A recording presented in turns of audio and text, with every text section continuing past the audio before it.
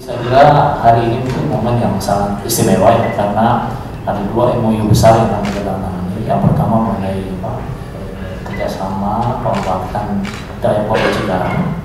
Kemudian yang kedua, sama-sama membangun kawasan industri di Bengkulu.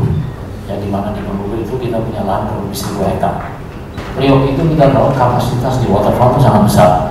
Sementara itu kita kurang lahan. Ya.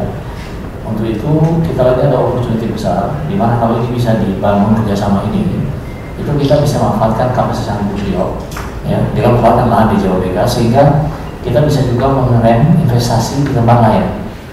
Ya.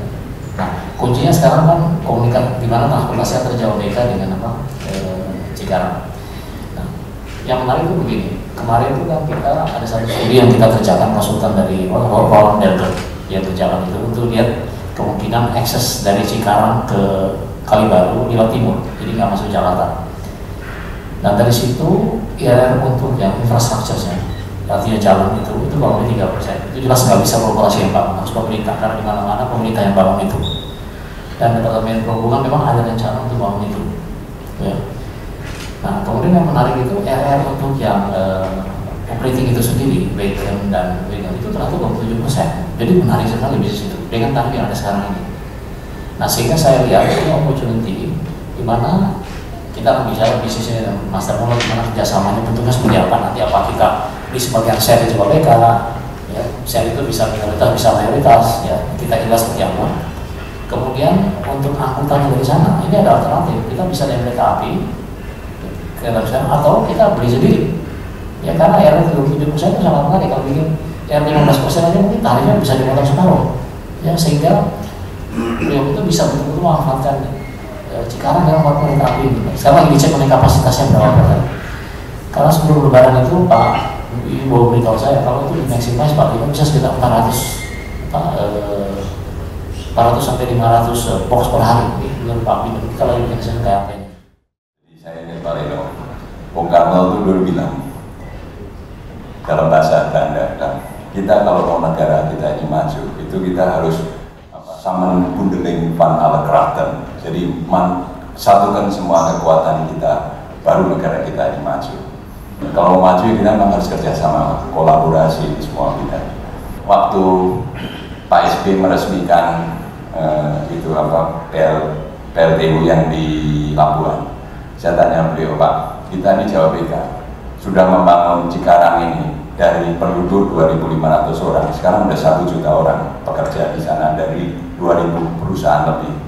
Jadi apalagi Pak kita mesti kerjakan? Ya mesti bangun lagi 100 seperti ini supaya timbul 100 juta lapangan kerja baru yang berarti middle class tumbuh. Dan saya pikir bagaimana membangun 100 kota baru lagi Pak kalau tidak kolaborasi.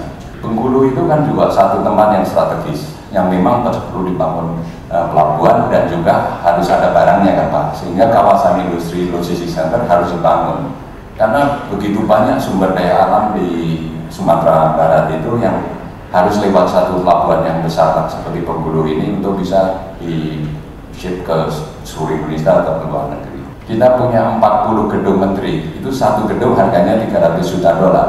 Kalau 40 itu dijual itu 12 miliar dolar Pak. Kalau ibu kota dipindahin ke Jogja, mendadak Jakarta itu punya 12 miliar dolar jualan.